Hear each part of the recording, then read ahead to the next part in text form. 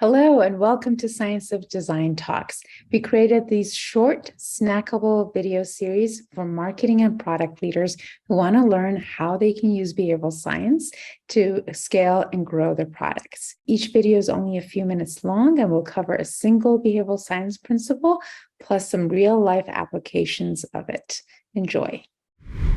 All right, so for our behavioral science principle today, we're going to be covering a very popular one called narrative bias, or as marketeers like to call it, storytelling. We've definitely heard this and have become more familiar with this. So the idea with narrative bias in behavioral science is that as humans, our brains are basically evolved and they've been programmed to remember stories much, much better than disjointed information or facts and figures. Now, the challenge is a lot of times when we're doing marketing, especially in a B2B context, we might resort to giving people lots of disjointed information or facts and figures, as opposed to figuring out how do we tell a compelling story around our solution. Now, one thing I want to note here is we're not saying you have to do a big Disney production story around your solution. You can actually weave in an element of storytelling in something as small as your social media ad. I'm going to show you some examples of this. So the first example I'm going to show you here is for actually a B2B client of ours. Basically, they're an enterprise IT solution. They were struggling to generate leads from their website.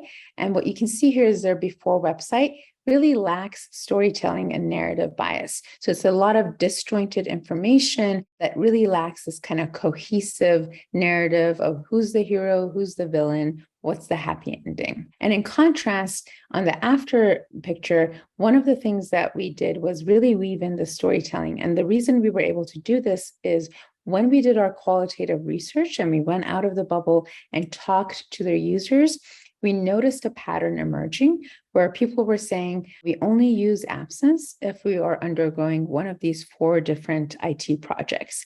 And so that really became our way of figuring out how do we tell a better story. So ultimately, you can see here, we ask people, what are you working on? We know that their customers are probably working on one of these 4 projects. And so we started selling the story of how you can use absence if you have, say, a Windows migration project and how it's going to help you.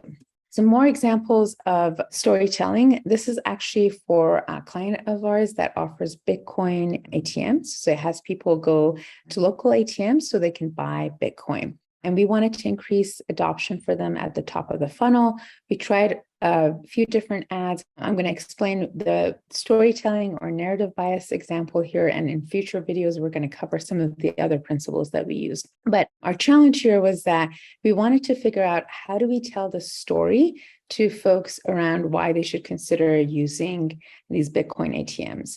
And we thought that a fun way to tell a story was to say, hey, if you had bought Bitcoin instead of something totally not valuable, i.e. a shake weight, then actually it would be worth about $19 million. And so this was bringing a little bit of humor and storytelling as opposed to what they were using before, which was just simply saying, hey, we have Bitcoin ATMs. And using this kind of storytelling effect, we were able to improve the performance of their ads by almost double and actually reduce their media spend by half as a result.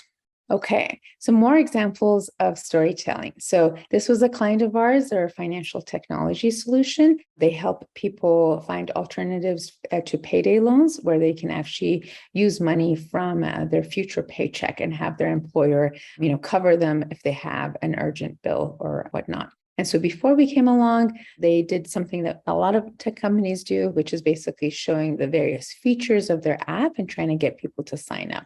So you can kind of see the before example. And with our example, we combined 2 different behavioral science principles, one social proof and the other narrative bias or storytelling. So with the storytelling aspect, largely what we're doing is in a very tight way, giving people the story behind how they can use their money. So it's whether it's using it to fund different new summer hobbies or paying off, a big healthcare bill, et cetera. And then we also used imagery and social proof, people similar to the folks that they wanted to target to really bring it in together. And as a result, we were able to radically increase the number of installs with these two concepts by about 90% increase in installs by using this idea of storytelling. Do you have a marketing or product challenge that could use help from behavioral science? Each month, we offer 5 free behavioral science consults with our team of scientists to our listeners. To see if you qualify, simply follow the link hellonextstep.com/SOD and drop us a note. And remember, you can also take advantage of the wealth of free content that we have on our website in our resources section, including videos, how-tos, and case studies. Thanks so much.